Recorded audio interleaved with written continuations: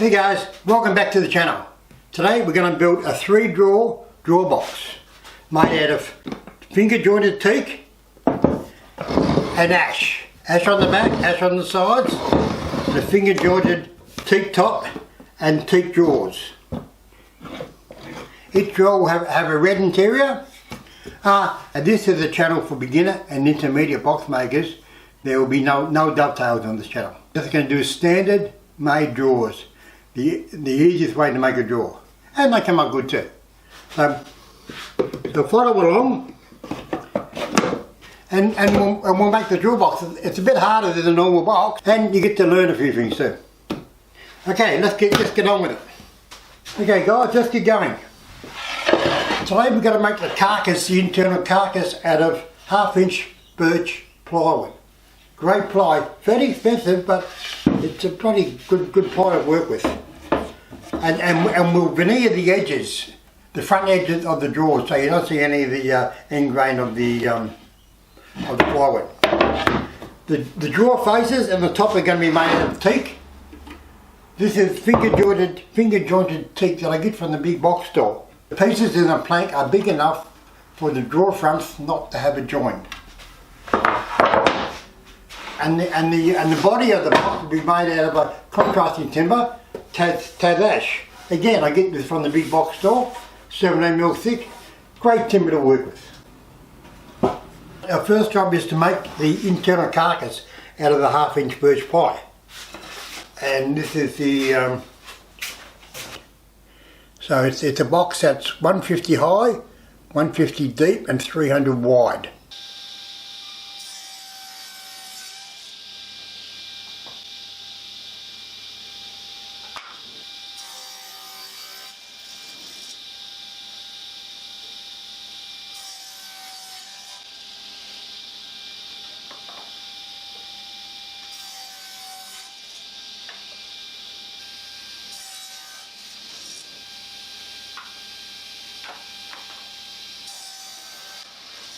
I've cut the carcass. I've cut 2 pieces at 150 by 150, and we're going to edge one edge, and four pieces at 150 by 276. We're going to edge one long edge. We're going to edge it with iron on veneer. This is ash. Okay, just make sure your iron's fairly hot. Stick it on the edge, just like ironing a shirt. Just rolled over the ears a little bit. That'll do. Just bend it back. Bend it down. That's it. That's on. We're going to do more like that. Make sure the veneer, you cut the veneer longer than the piece, but you can trim it off later. Trim it up with a file. It's not difficult, you just need a bit of practice, but don't start at the end, start at the centre. And then you always press inward with the file. Don't press out because you'll rip the veneer off. Press inwards and on an angle. And then go back the other way. And then get the end and just break it off. Bit of a file, and then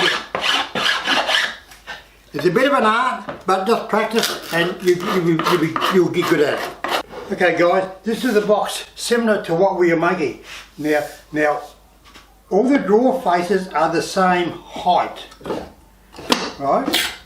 So I'll bring them all out for you. So you can see the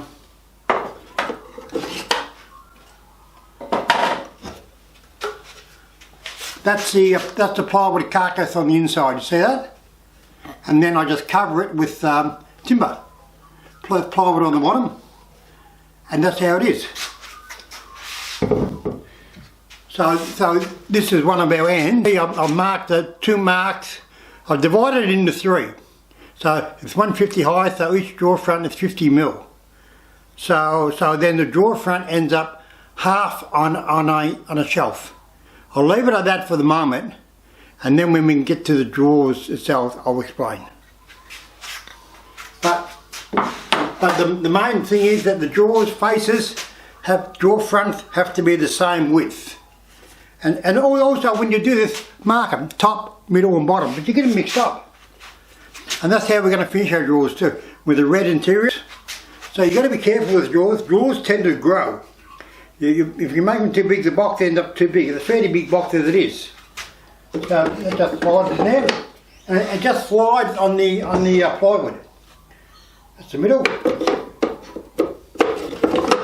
and that's the bottom. I just put the plywood together with brad nails and glue.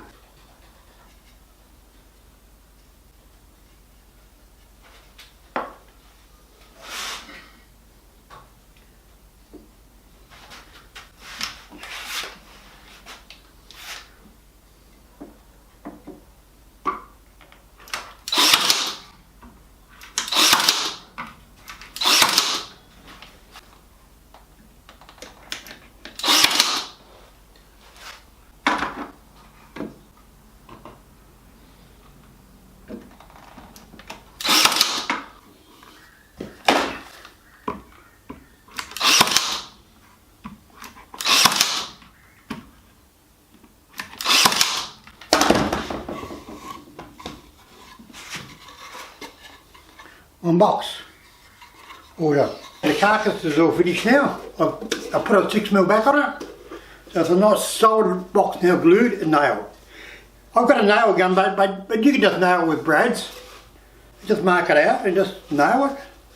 That's how it. Now, the next thing is we have to cut the drawers. Now I'm going to make my drawers out of redwood, about 3/8 to 9/16 thick, and I get 2 out of each piece. As I said, I got all this old redwood from a 100-year-old house, which I'm going to use for the drawers. I'm going to leave the nail holes where they fall, because that's part of the character. Okay, and we're going to cut all the drawers oversized now, just for a start. So I'm going to cut them all at 40mm. Now that means they're all oversized, and then we'll cut them down one by one individually. But the centre drawer is actually bigger than the 2 outside drawers, and you'll see why later.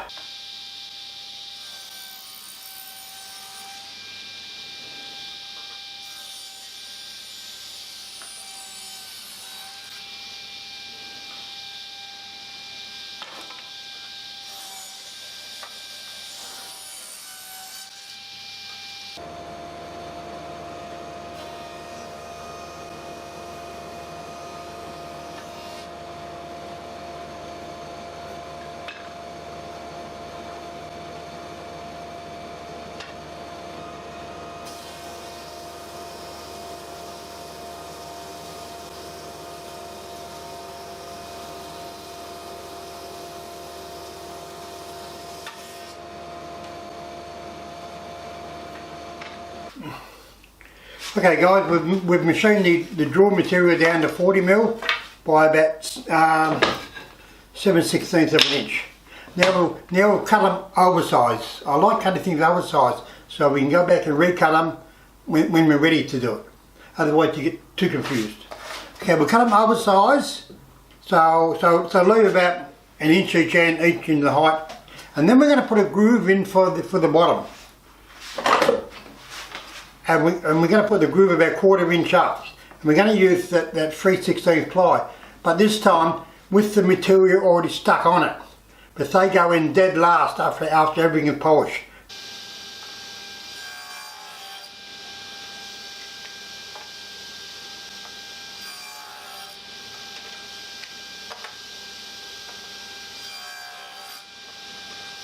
I'll put a groove in the sides of the drawers to hold the red ply after it's all finished. And I've cut down the back of the drawer so it fits underneath the groove, so you can slide the bottom in after it's finished. And I've fitted each drawer into its own slot.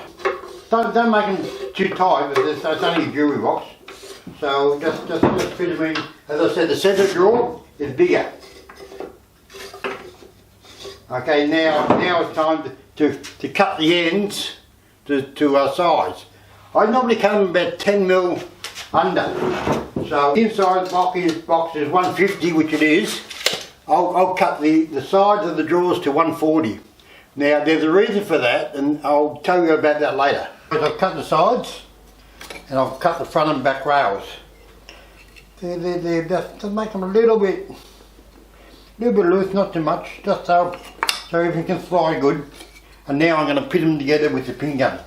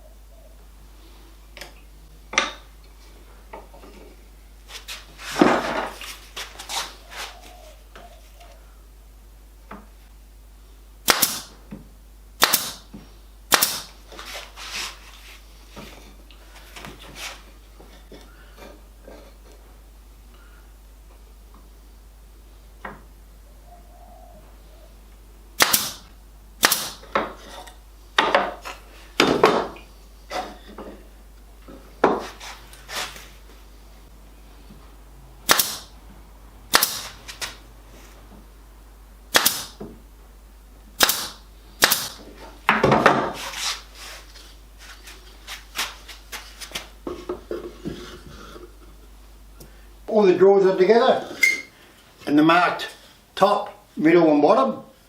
Just they're all glued and pinned. They just sit them in the holes, make sure they slide easy. And the first thing we have to do is to do the back and the two sides.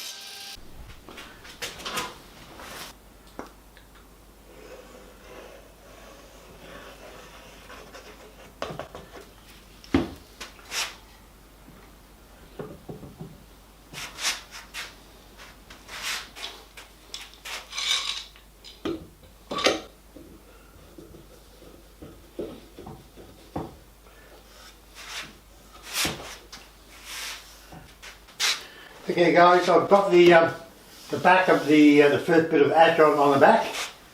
It's been mited and I just glued it on and I'm just going to let it dry. After it dries I can cut and glue on the two sides and then just a few splines to dress it up a bit and the surround is done. So we're getting there now. Hey guys, while we're waiting for the ash to dry, it's story time. And I'll continue from where I left off last time, where I'd moved into a factory with a friend and I've started my own cabinet making business. I'll tell you some of the realities about being a cabinet maker in this modern world. That it's very hard to make any money because you can only make what your two hands can produce. If you're slow at making cabinets, you're not going to make any money because you have to give quotes on it, and the cabinet industry, as you know, is labor intensive. So to do anything takes a lot of time and you've got to do it right, because otherwise people are unhappy. So you have to be quick at what you do. And you have to be right. If you make a mistake, and mistakes happen all the time, but when you make them, it costs you money. It costs you money to make a mistake. You've got to buy more material, you've got to take it apart, and then you've got to start again. So the trick is not to make any mistakes. Go to measure a kitchen up. I take all my samples with me, and laminate samples and timber samples, and I get there and I introduce myself, and I sit down with the customer, and the lady of the house sometimes brings out the books, the Vogue books, the lifestyle books, and points to kitchens in them. Say, I want my kitchen to look like that. But they haven't got enough money for the kitchen to look like that. These are multi-million-dollar houses they're pointing at. So I have to dampen their expectations a bit. I normally explain it well that they know what they're getting, but when I'm halfway through their job, I get them to come out to the factory to have a look at it, to make sure that they're exactly happy with it. But you always got to make sure that your clients are happy, otherwise they won't pay you. So I always get them out to the factory, explain what I'm doing, explain what they're going to get, and make sure they're happy with it. So yeah, that normally works well. That normally works well all the time. Except every now and again you just get a kitchen from hell. No matter what you do, they're not happy with it. And it goes on and on and on. But that's the reality of it, and you just got to do your best to keep them happy. And most time you do, most time you do. But it's hard work being a cabinet maker, hard work. But it's very rewarding work too. It's when you finish a great looking kitchen, you sit back and say, God, that's a good looking kitchen. This is in the day before Instagram and Facebook and all that. So you didn't take any pictures, you just made the kitchen and walked away. And yeah, that was it. But it's a rewarding job, but it's a hard job. And I'm enjoying it a lot more now making the boxes because there's no pressure. I can just take my time and I can enjoy my woodwork, which most of your hobbyists are the same. You're hobbyists, so you enjoy doing the woodwork, as I do now. I'm trying to show you all the tips and tricks that I've learned over 50 years of woodworking. So we're having fun. I'm having fun doing this, and I think you're having fun following me. So I'm doing my best to entertain you and show you a few things along the way. Anyway, that's the story for today, and we'll see you in the next video. We've got the two ends on the box now, so we've got the three surrounds all done in the ash, with waiting for them to dry. While we're waiting for them to dry, I can cut the drawer fronts oversize, and I'll cut the top oversize out of the teak, just to make sure that I've got enough material and everything comes up right.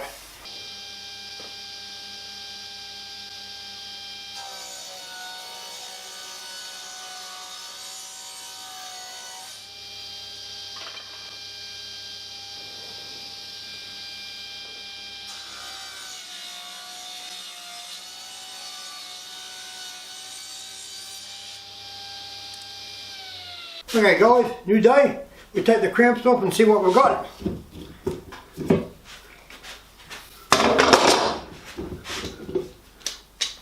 It's always good to unpack a box. Take the cramps off.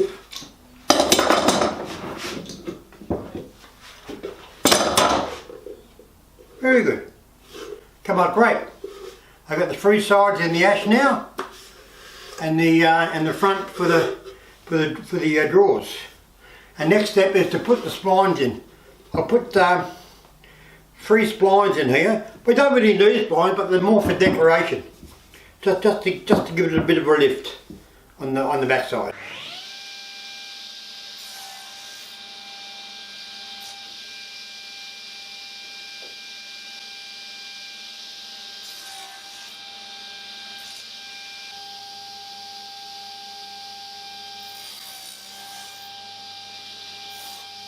We're just gluing the splines in now. A very satisfying job. They look good, they come up well. Again, when you make splines, don't make them too tight because you won't get the bastards in. And again, don't make them too loose either. I sound like bloody Goldilocks, don't I? Not too hot, not too, well, whatever it is. Anyway, all good. Hey guys, it's a new day. One of the first jobs we have to do is to glue the material onto the ply so it dries. Which we do that and we'll put that in the press. And now it's time to fit the drawer front. It's about 1.5 mil gap in between each one. So you can do that standing up, but when you glue them on, it has to be vertical. So the drawers fall where they fall.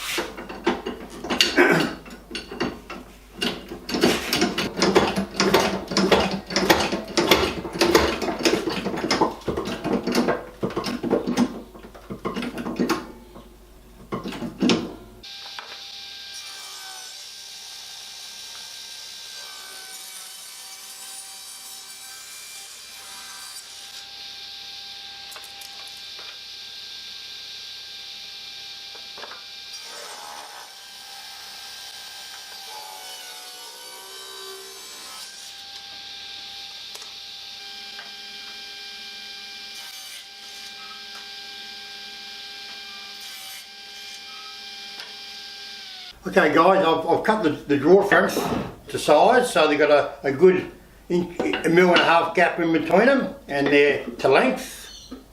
So that's in there.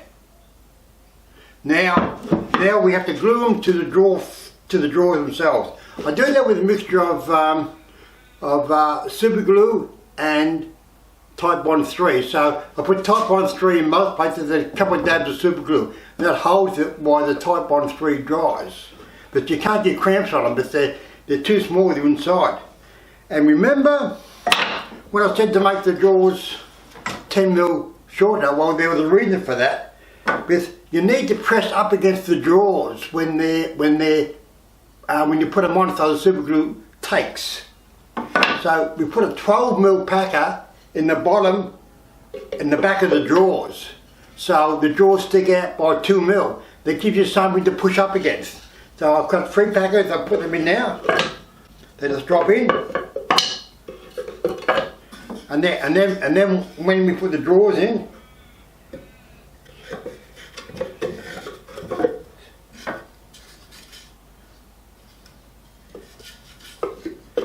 they will stick out by 2 mil.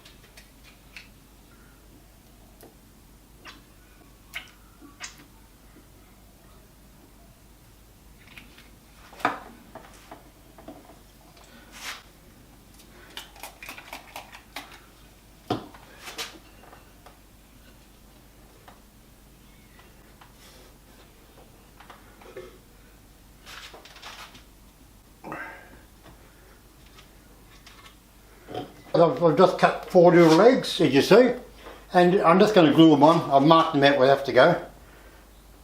I put them in about 20 mil from the end, all the way around. Bit of glue. All you need is a bit of glue,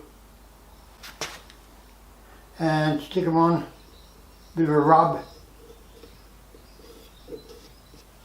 and then just leave them. Down to the top of the box, and I've cut the top. Now I've cut the top oversized, as I like to do, but I'm going to mount it.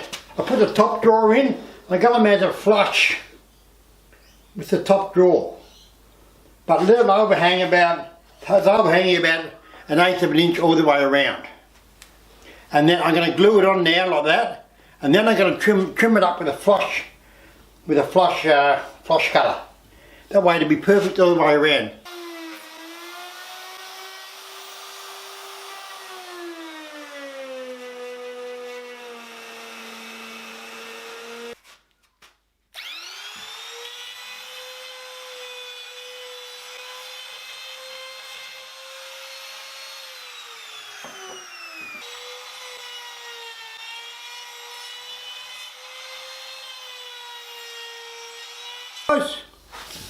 So finished, ready to sand and polish. Again, come on good, didn't it? Exactly like the one next door. That's the finished one. And this one's going to be sanded and polished. That's the back of it. This is Splines. I've rounded over all the edges so it's very tactile. The 3 drawers, I still have to put the material in them, but that comes after it's polished. So now we'll just sand and polish.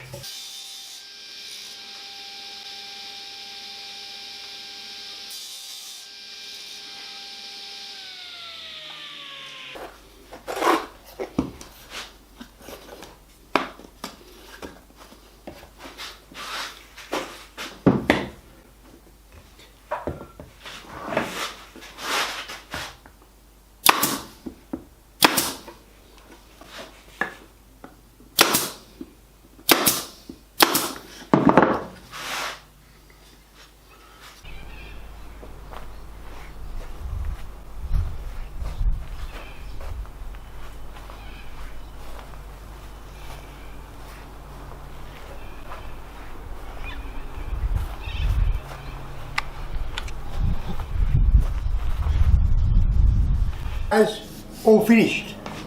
I'm sick of saying it come up great, but I did. With its red drawers, it's teak top, teak front, and ash back and sides. It pops. I hope you're enjoying the videos. I'm having a ball making them. I'm going to try to post a video every Thursday, but I might not get around to it every Thursday, but I'm going to try. As you see in this drawer box, there's a lot of work goes into it, so it does take a lot of time. Please subscribe and ring the bell. I'm only a new channel. I'm looking for all the subscribers that I can get, and I hope you're enjoying the videos, because I'm really having a ball making them. So in the next video, we might do something unusual, not really a box, but like a structure. Yeah, it's like a structure. It's something different. Anyway, I hope you enjoyed our first drawer box. Be one of many, but as you see, there's a lot of work in drawer boxes, a lot of work in them. But that's why not many people do them, but there is too much work in them. Thank you, see you next time.